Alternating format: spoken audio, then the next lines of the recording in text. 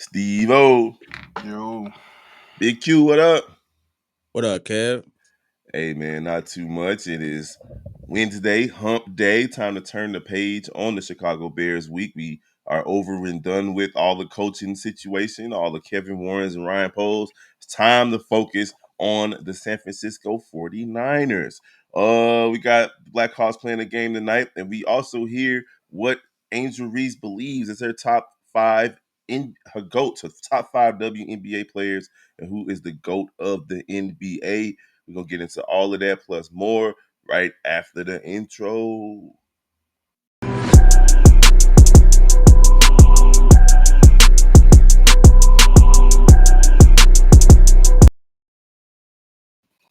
All right, good morning, Chicago sports fans. Welcome to another episode of Chi-Town Sports Central.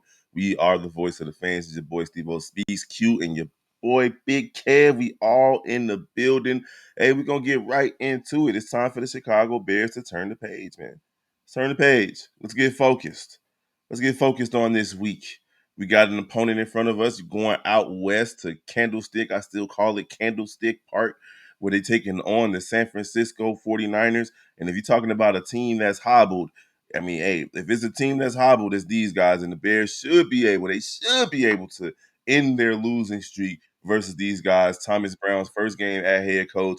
Caleb Williams been playing some pretty good football lately. Their defense ain't what it used to be. CMC hurt again. They down to their third string running back out there. Now, they still have George Kittle. They still have Brock Purdy, who's worked his way back from injury. How y'all feeling about this upcoming game and this opponent on the road? go ahead, Q. I mean, honestly, this is just something where you never know. With the amount of changes we've made, people feeling like they've actually gotten rid of a cancer in the locker room. I expect the Bears to come out and play with some type of energy. I don't know if they're gonna win, but I definitely expect Caleb to look better this game. I expect the receivers to look like they actually give a shit. Defense will probably be actually blitzing for once. So who knows? We actually might come out and look like a completely different team. And if we do, it's gonna make Eberflus's life hell. I Because if this team mean, comes out and looks good, it's only so much hell you can go through when you're getting paid millions to sit at the crib. Steve-O, the Bears are actually underdogs in this game on the road, -3.5. Uh, Actually, why you say actually? well, because it's like I said, San Francisco ain't that much better than the Bears. I think they got one more win. I'm talking about just based on how Well, things I been mean, going well, this record, season. yeah, they are 5-7. So yeah, Yeah, and it's a situation where they are injury riddled. The offense goes as CMC goes. I know that Shanahan gonna have those guys ready to play, but they did just get smoked the other day by the Bills. It was a snow bowl, but the West Coast teams don't do well in the snow. But the Bears do have their chances. Do we think that Eric Washington is going to be able to put pressure on Brock Purdy this week? Now that he kind of has the green light to be the 100% defensive coordinator. Jesus, they got 21 injuries. It's rough out there. Like, and now that I see that, yeah, like anything could really happen. Like, especially with me seeing that damn near they whole secondary out. hmm I think they might be down to their fourth string running back actually, because I see Wheeler hurt. I hmm see Johnson. I mean, that's on our team. I'm tweaking. So it's actually is three. But yeah, like with that being said, like Nick Bosa's questionable. They guard don't look like he's going to be playing either. We already know the linebacker's out for a year. They Fred another Warner is hurt, but he playing. yeah. They that safety they got that was giving us hell last year. He hurt. Um, two to three corners out. Both of the linebackers out. So it's only pretty much Fred there. So yeah, like this is an injury brittle team. They're very brittle right now. So if this is any time to capitalize and get your momentum going to just finish on a strong point, this will be the game. You're going up against no matter what it's still gonna be a difficult game because you still got to play that coaching matchup because that's a hell of hmm a coaching style over there. So hmm that's why I'm not that confident that we can just come out there and be like, yeah, we can win. But Yeah, you got to play that game. So even if you come away with the win, you still feel good about yourself because regardless of the injury, there's still a quality team that's coached very good. So yeah, go out there, handle business, and like I'm expecting to see like kind of what Las Vegas had when they fired when they got rid of what's his name? Red hair folks. Yeah. When they got rid of him and got his new coach, the very next game, they was ready to play for Pierce. And y'all seen the reaction they had when they won that game. I think they won in a game winning fashion. You talking Hugs. about John Gruden? Yeah, when they got rid of John Gruden for Pierce. Yeah. Celebrate with victory cigars. They ended the season on a good note. Nah, And it, they had a good vibe going into the next season. Now ours a little different because we got a better team. We got a better offseason coming ahead. We got money. We got picks. So therefore, I'm expecting to see kind of what I seen with Vegas happen either last year or the year before that. it wasn't necessarily victory cigars. Crosby had some victory devil's lettuce. That's what he was on. Yeah, both. So that's gonna be interesting to see, man. So what I'm looking forward to from this game is just seeing continuity across the board for deep for the first time all season. Well, not the first time because the Jacksonville game was probably the only game this year where the Bears hit on all cylinders. Yeah. But I'm expecting it to be across the board: offense, defense, special teams, play calling, timeouts, not many penalties. I'm expecting the Bears to come out and play damn near perfect game. I know that sounds crazy with a new head coach on the sideline, a new offensive coordinator, so on and so forth. But it speaks to your point, Steve-O. The Bears should come out motivated at the very least. Like you're in a situation where it's like waiting to exhale. The Bears they've been waiting to exhale all season, and now they done set the house on fire and sat and stood outside and watched. It's time to go ahead and get your not gonna cry on and take care of business. I am not expecting the Bears to come out flat. I expect them to score in the first quarter again. They did it again. They did it for the first time in forever. I think last week. No, last week they was down 16-0. So it was 2 weeks ago they scored in the first quarter. But hey, let's go out there, get a first quarter score, set the tone, get some Cole Kmet involved. Keenan Allen has been getting involved a lot lately. Lately, I expect to see that to keep going. And I expect DJ Moore to feel like a bat out of hell. I know that. I expect that to happen. And then defensively, fellas, I do expect Eric Washington to like feel like he's free. Like the chains are off of him, the shackles are gone, and he can take care of business too with his play calling. Because I guarantee you there are times where even Eric Washington was like, hey man, we got to get out this zone, coach. And even Foose was like, no, stay right there in that dime. That dime defense. So we go see how it goes, man. I'm excited to see how it goes. But hey, we got a few more days to wait, and it's gonna be fun to see. Win or lose, we're looking at a new regime, at least right now, for right now, or even heading into the future with the Bears looking for a new coach. But this is Thomas Brown's audition. So I'm rooting for the fella. I'm rooting for that young black man to get an opportunity to be a real head coach because he's been an interim coach in Carolina and now he's an interim coach here.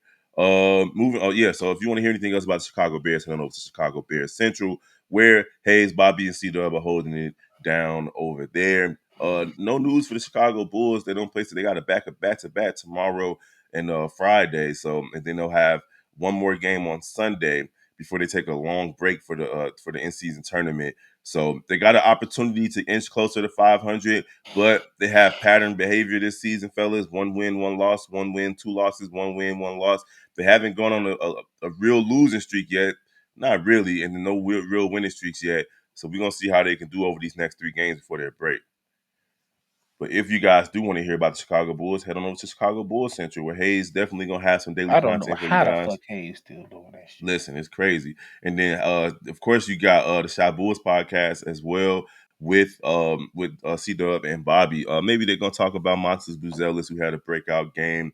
We can see what Billy Donovan is gonna do from there over these next 3 days Not though. playing. I do expect to see Monsters Buzelis get at least 15 to 20 minutes a night over the next few days. It just doesn't make sense for him not to get the minutes. Even with Lonzo Ball back, there should be minutes for this young man, for real, for real. Yeah, but who says that will happen? We know.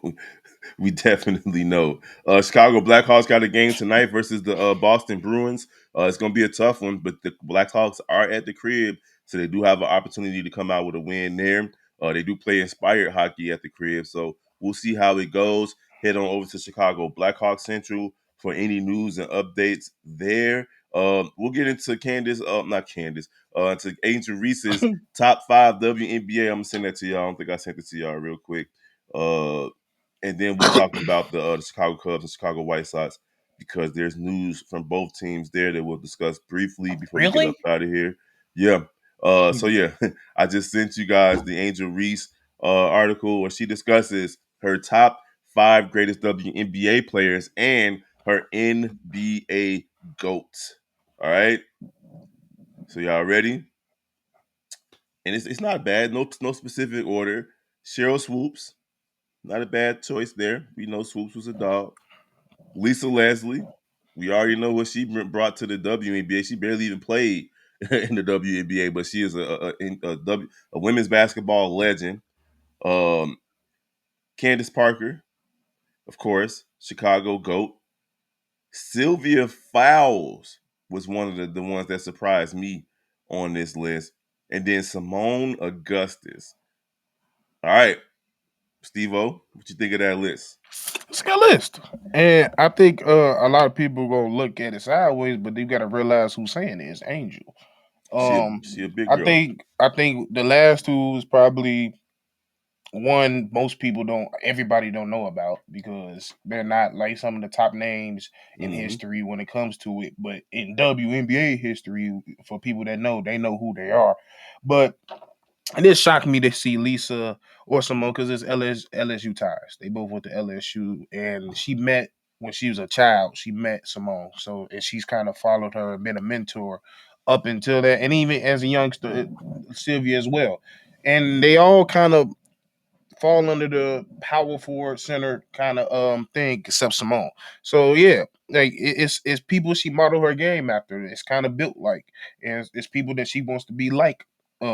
Dan. Now, me personally, I probably would have took out Sylvia, and y'all already know who I'm putting in that mug. I don't even gotta say her name, but go ahead. Yeah, Q. That was gonna be my question. You surprised to see no Diana Taurasi or no No, Sue Bird on I this? want no. That's not who I was gonna say. Who you I saying? mean, no, I like that it's a personal list, Maya right? Moore. What you mean? This Maya is Moore. I think when you ask people who's your top five, I like when people answer it this way. It's Right. who is your not the top five ever, not the Mm-hmm. consensus, what everybody thinks is. Who is yours? Like who do you love when you watch the game? Because that changes things, Mm-hmm. right? Like, and the person I think kind of is realistic, kind of it's funny to mention him with Angel. But Shaq answers the same way. Mm-hmm. It's not about the consent. It's about who I look up to. Who do I Mm-hmm. think is better than me and who I want to be? So I like the list. I'm gonna be real. Like I'm a person where last year was like my first year stepping into the WNBA. Um, I kind of got addicted to the sky from that. So I don't know too much about Sylvia and Simone. But like, Please do your due diligence if you Mm-hmm. got time. Mm-hmm. oh, I will. That's female mellow. That's all I'm gonna say. Oh, okay. Mm-hmm. Well, we'll talk Simone about it Augustus next is a episode. I'm gonna look dog. it up today.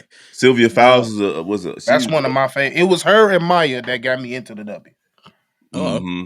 See, I'm older, so it was those Houston Rockets, those Houston Comets Yeah, it was teams. Searle Swoops and them. Yeah, Yeah. that they definitely got me Was it involved. 4 or 5? I think I it's think 4 I think they won 4. in a row. Yeah, they In a they they row. dominated. They was dominant, and then you had them LA Sparks teams too early with Lisa Detroit Leslie, Shock. the New York Liberty too with Rebecca Lobo, all of them. Mm-hmm. So that's what I started with, but that was because it was in its infancy, and I was just a basketball junkie. I watched college, WNBA, all of it. I'm Uh, sure you watched the Olympic team. That's oh yeah, that's why they all followed over. That's why it was so big when it started off. yeah. We can't forget Miller too, Miller, Cheryl yeah, Miller. Cheryl Miller. Sure, So she would have it, been a. She probably would have been a goat if she was able to play. Yeah, but she was dominant too. So WNBA, man, they getting their shine right now, and it's only gonna get better, man. I'm happy You for ain't those say your girls. top 5. None of us said our top 5. Oh, go ahead, do yours. Mine is not too different from hers. I definitely got Lisa Leslie, but I got Diana Taurasi on my list too. She's just she raw with it. I remember watching her in college as well. I got Candace Parker, of course. Um, I'm gonna go with Cheryl Swoops as well from them Houston teams. And I don't know, maybe Simone Augustus too. Didn't she hang it up early a little bit? Nah, she played a while. It was somebody that was super raw that hung it up early. That played Maya. on. It was Maya Moore. It was Maya, Okay, yeah. so it was either Maya Moore or Simone Augustus to round out my top five, because those are some really, really good women's basketball players that I've seen over the last 20, 25 years. All right. I'm gonna And say Q. If you can answer, go ahead. I want to see this. well, I can't really answer too much. What I was gonna say is before people start complaining about their top fives, if someone can bust your ass in the game of basketball, do not talk about their top five. Mm-hmm. Because you know people gonna come at Angel about who she put on her list, and none of them can beat Angel in the game. And I'm So tired of men thinking that. I'm sorry. Like I've ever got a whole argument about somebody with Candace. I'm like, Mm-hmm. he's like, I'm strong. I'm like, bro, she's 6'4". You ain't doing nothing with Candace, bro. Bro, and the same thing with the young lady in Vegas. That's Asia Asia Wilson. Wilson. And the You're same not thing with doing nothing with that. same thing with Caitlin Clark. Like I told somebody over the summer that I was like, man, there are several WNBA players that are better than Bronny James right now, and people laughed. Like, you Okay. tripping? What you talking about, man? I was just acting like that because the WNBA popping right now. This that, and the other. No. Man, there are several. If you playing a 5-on-5 game, Tamika Catches would give that nigga buckets. and I ain't even talking about just 1-on-1, because I understand how 1-on-1 basketball works. Like, I've seen women go viral for playing 1-on-1 and killing people. But I'm talking about even in a team game, just I specifically was just about to say that. from a team game perspective. If you put Caitlin Clark on the Lakers right now, she's better than Bronny James. That's just how I feel. And What I'm it, not, and it's no slight to Bronny James. I think Bronny James is a talented kid. I've seen what he did in high school. I knew what he was capable of before the heart attack. I just don't think that. I just think he needs a little bit more work. Some of these young ladies that's been playing basketball at a professional level for a decade, 8 years, 5 years, they have what it takes to go out there and run with some of these guys. I'm not saying they're gonna go out there and be 20-point per game scorers, because there is a difference in physicality. But yeah. some of them are capable of being that corner catch and shoot three, or they can mm-hmm. do that just as good as Bronny. But go ahead. I'm about to say unhealthy Elena Deladon is giving Bronny buckets. That's all I gotta say. But to get back to the top five, it's hard. It's very Mm-hmm. hard because it's a lot of great people that people like. I have to say Cheryl. I gotta say Cynthia Cooper because he was right next to her. Mm-hmm. I gotta say Candace. I gotta say Maya. And this is where it's hard Mm-hmm. because I want to say Diana, but Tamika was that motherfucker too. Tamika Catchings, yeah. But I think for the overall totality of your career, you got to go with Diana. You got to. Yeah, you just got to. She's And considered the then GOAT by a lot of people. and I was say I left off Lisa Leslie. Like Mm-hmm. that's how hard this list is. So yeah, Because the earlier WNBA players were just that damn good. Like, for real, for real. Lisa Leslie was dunking in the '90s, so Lauren that's. Jackson, Sylvia was dunking. Mm-hmm. It was a lot. It's still a lot. Sue Bird didn't even get Yolanda mentioned. Griffin. Yeah, it's Can't a lot. forget about Yolanda Griffin, Tina Thompson. Tina Thompson, another one. Like it's Man, a lot of the Katie list goes Smith. I on. can't forget about Katie Smith. She was a motherfucker. The list goes on and on. So, Mm. if you guys want to hear anything else about the Chicago Sky, let us know what y'all think about Angel Reese's top five. Oh, I forgot to mention who she said was the GOAT Best in in the the NBA. NBA. She probably said KD. No, what would you think, Q? I Wait, she thought she was said, gonna say KD. is it current goat or her like all time goat? Her all time GOAT of the NBA. Oh, Brian. I feel like she Go, probably said Brian. Nope, she did not say KD, Bron, or Curry. And I saw I can't think of who said this yesterday, but somebody with a podcast was saying they think Curry is the second best player of all time behind Mike. There's an You're argument stupid. there, but you can't put, Ain't in no my argument. He's not opinion, over Brian. He's just you not. can't Ain't no put argument Curry in there. front of Bron. For me, you Ain't no can't put argument there. for me, you can't put Curry in front of Bron just because just the pure numbers perspective. It just Yeah, doesn't make sense. he ain't got enough Um, time to do it. right. But I can understand what he means by impact, and that's usually what Mm. the argument is. It's about impacting who changed the game, who impact the game differently. And Steph Curry is up there with Mike and Iverson in terms of impacting the game and people emulating what they did on the court. But her answer is Shaquille O'Neal. That's what she Oh got man, it to go. this full circle weird. I can't, I can't look at anything Shaq related anymore and have like a not weird feeling after that damn interview. Like, hmm If like she ain't weird by it, I'm not weird by it. So, yeah, I Yeah, guess. I'm pretty sure they had their conversations off camera like, that shit about was it. weird, right? But it's Yeah, I also probably could weird have because said it it's her better. boss, so it's like it makes it like I'm not her boss. I'm her mentor. She Yeah, has I'm about to say everything she can do. no, be, doesn't he run Reebok yeah, He but athletics now for the does, but shoes? like, before that, but before he's her yeah, boss, he's her mentor. He's her father figure. yeah. That's If But what I made either it of think, weird those for me. talk but I about you in think, short shorts is weird. Yeah, So that's what made it weird for me. Like you supposed to be a father figure, but you sexualizing your daughter yeah. figure. But whatever it is, I'm sure they hashed it out behind the scenes, and even if they didn't, she idolized Shaq from a very long time ago, from an yep. early age, and she went to LSU probably because of Shaq, and he was there for her from that point forward in her career. So it is what it is. I Some mean, people, I feel like Shaq is a great choice if he would have stayed consistent. Like Shaq should have been the greatest player of all time if he would him have or put I like think, I him or Vince think, Carter. But I go ahead. think, I think, just purely off the amount of time, the amount of years he was that dominant. That's why he's in that conversation. yeah. Yeah, Yeah, he he could have is. been consistent, but the nigga was 395 pounds and winning championships. The thing That's about Shaq though, insane. I'm right there with you, Q. Like I really am. A lot of things have to go right for Shaq to win championships. Phil Jackson, Kobe Bryant, the role players, Robert Ory hitting some ungodly shots. But at the end of the day, Shaq could have easily been the most dominant basketball player of all time. He could have been Nikola Jokic right now without the three. He dominated the league. Fact. But that's No, what no, I'm no. saying. Like if Shaq would have put if Shaq would have put the effort, like imagine Yeah. if Shaq kept Kobe's mentality his whole career. He's Yeah, bona fide the greatest player ever, I no mean, question, that's hands why they down. broke up. I'm just saying from a basically like if Shaq shoots 75% from the free throw line, he's the all time leading scorer in the NBA history. I don't think it was just his hands were just too damn big, the flick off that motherfucker. But Can't I say that think, Wimby. I think it's a lot of like. I just feel like, and not to make it a spiritual thing, but it's just like God gotta humble you some way. Like with everything, everybody You need has an a Achilles weakness. heel. Yeah, Yeah, and he said that to himself. He said to some degree, he was like, "Bro, if I was able to shoot threes, I wouldn't know how to act." just like Giannis. If Giannis could shoot threes, Yeah, it'd just be unfair. Or if he could right. dribble, Zion still, he got the most athletic motherfucker we damn near ever seen, but nigga can't get skinny for shit. and he can't stay healthy either. And I remember watching him in high school. It was I feel crazy. like he like the worst version of Shaq, basically. At least Shaq was able to do it. Mm, That's true.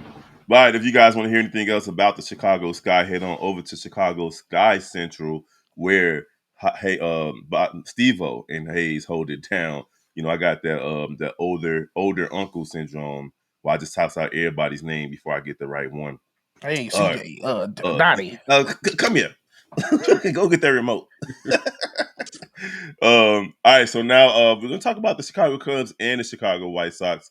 Right now, the Chicago White Sox are trying to trade Garrett Crochet and or Luis Robert Jr. So before we talk about that, the Cubs have been given an opportunity or they're given a shot to sign one of the big free agent pitchers in Corbin Burns. We talked about him before over here on this channel and over on Chicago Cubs Central. I'm pretty sure my boy Big Mike is going to talk about that at some point today or tomorrow. So head on over to Chicago Cubs Central for that. But as far as the Chicago White Sox are concerned, the Chicago Cubs have emerged as one of the teams that could land Garrett Crochet. Now we've seen the Chicago Cubs and Chicago White Sox do business together in the past. In fact, the deal that landed the Chicago White Sox, Eloy Jimenez and a couple of other players, all of them didn't work out. Mancado, none of them really worked out. But the Cubs came, away from that situation. They won the trade. It is what it is. And now if they're looking to deal with the White Sox again, we know that the Cubs have a pretty solid farm system, and that they some more pitching, whether it be starting pitching and or bullpen pitching. Garrett Crochet would immediately improve the Chicago Cubs' chances of making it to the postseason and even a deep run in October. Q, how you feeling about that? Like we talked about last episode, pitching is what you need. So the Cubs are making a valiant effort to try to lock down their pitching to make sure that they are going to be one of those rotations that you got to come out and face somebody every single game.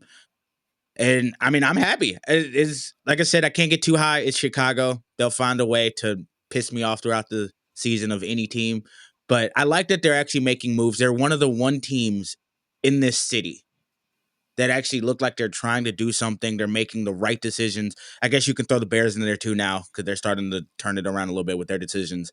But for once, I'm happy. I might go back to start watching Cubs games consistently again after working there.